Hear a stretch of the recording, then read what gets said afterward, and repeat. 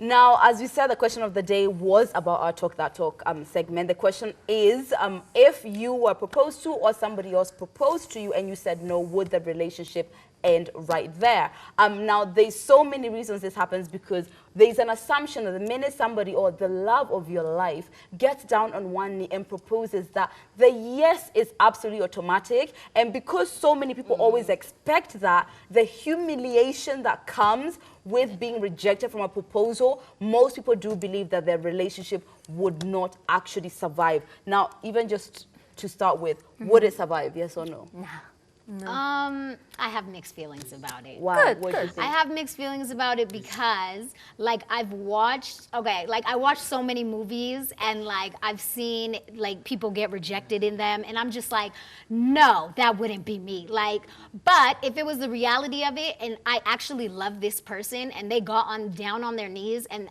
I said no, I wouldn't mind continuing the relationship because maybe right then and there, I'm not ready to get married. Right. Maybe at that time, like, for whatever reasons, financial, whatever, maybe right then and there, it's a little too early in the game, you know? Yeah. So then I would let the relationship continue. Now, if would he? That's a good question. I feel like that's the question really we're asking. I can't ask feel from like his if you stance. said no to someone, you want to continue. You haven't. Yeah, of you're course, fine. of You haven't been course. humiliated. Yeah. Your life has all been turned upside down. You know, you've said no. Yeah. You know, the question really tends to be like, what relationship is surviving that because of how badly that rejection feels to someone?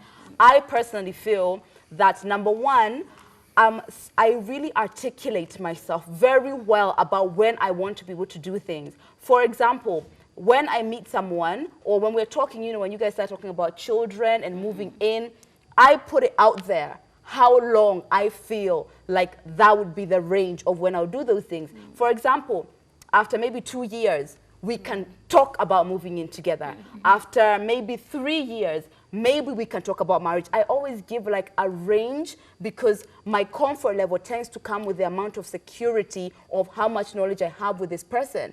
So when somebody proposes to me, when it's so off my mark of comfort, my problem tends to really be how in sync are we? Yeah. Where are we at? That's Exactly. actually what I was going to point out as well. Like, if you're in such a relationship and it's time for marriage, I feel like both of you kind of know the timing, the right timing. Like, when you're kind of expecting it, when you're not, if you guys are on shaky terms. But at the end of the day, I feel like you're kind of, you know, after like 5 years and everything is going grand, you're expecting that. And yeah, but like that's the weird thing, because you'll then have couples who have been together for even like 10, 15 years, and there's no pressure from either side to get married, or there's pressure from one side and the other side just like absolutely refuses. And I think that's where you have to dissect the situation, because if I'm in a relationship and this thing has gone on for 10 years and one person doesn't want to get married and one person does, it's like, okay, so what are you doing? Because I can love you, but if marriage is like what I've decided to be a pillar of my life, then I don't know where to move on with you, kind of thing. Because I've always been the kind of person, let me be honest, I've always been the kind of person, either this is just like a benefit situation or we're dating because I see an actual future, like we're going to get married eventually one day. So for me, it's like, if you propose to me and I already thought that you were someone I was going to get married, this timeline of like 2 years or above or 3 years or above isn't necessarily something that I would be super stringent to. But also you make a good point of like, if you're proposing and it's just like way out of left field, we're not in the same wavelength here. We're not on the same page for even a relationship to carry on long term or a marriage to survive, especially. Yeah. Now, as I said, I personally, if I said no, my questioning would really be about what did you not get in our conversations? What do you not get about me? Or it's one of those things where somebody feels like, or just going out on the whim, I'm not that person when it means that I'm going to be committed. If you want to go out on the whim and buy me a car, that's all you committing. But when it's something that requires me, there's nothing romantic about being kind of surprised at what I need to be committed to. Now, what are the reasons why you would say no to a relationship but still want to be in it? Honestly, if the timing was wrong, like if you have literally fallen in love with me after a couple months, no, I'm not getting married to you. Right.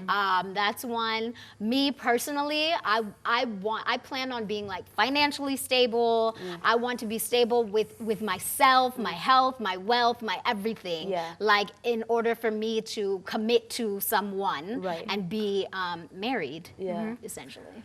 For me, if I said no to, it would 100% be about timing for me. Like, because if I'm with you, first of all, if I get in a relationship with you, as in I'm calling you my man, whenever you are ready to propose, I am most likely ready to be married to you. As in, my point is, the answer is yes, because I'm in love with you and I want a future with you. But the timing being wrong, not necessarily being too early or too late, because maybe I'm going to change my mind, like, you know, as I get older, maybe the timings won't be that important. But it's the timings of, for example, I see this and I usually see that this is why people say no. You guys have come off from something traumatic, from a horrible argument, or from something crazy like infidelity. You guys are trying to get yourself back up from something difficult, and you think proposing would do it. Like how people think a baby or moving in together, it's all good. That is the number one reason why I would say no to a situation. But I'll be saying no because you want me to say yes up, like straight from something really difficult. I'm not gonna say no from that place. But I still want to continue the relationship. But if it's timing, like maybe it's too early or too if it's too early and you're doing it from a place of no understanding me, maybe I don't want to even be in that relationship. You see, that's the thing. It's funny because this topic came to my mind because I was watching a show where the guy sort of kept kind of continuously proposing to the girlfriend. She said, I'm not ready, I'm not ready, I'm not ready. And she had lost out on a very important job. And so she got intoxicated and proposed to him. And he was like, listen, you're intoxicated. Like, this can't be a serious thing. And so it's like painful to watch when like two people are sort of fighting and they're in love and kind of thing. For me, the only thing that would have me say no to a proposal is if like you got the wrong idea, like that we were never in a relationship. Like this was never what you thought it was. Because for me, I'm not one of those people who can exist very well in a gray area. I like the labels. I need the labels. And that's why I can label you. You are very clearly not serious to me. And you are very clearly serious to me. So if you're a serious relationship and you propose, then I'm going to be on the same page with you. I'm going to want the same thing because from the get-go, I was picturing what my life could be with you in it kind of thing. I mean, that's what I was doing in the relationship I'm with now. Is I was picturing, okay, how do you fit into my life in such a way that this is deeper and meaningful? But that's why I like the black and white, like you're not in this category where you could ever shift into dating and marriage. So if you're in a serious relationship, we're all assuming these relationships are like actual solid relationships. So there's no reason why you'd ever say no. Because financially, I have the smallest wedding like ever. Like that doesn't matter to me.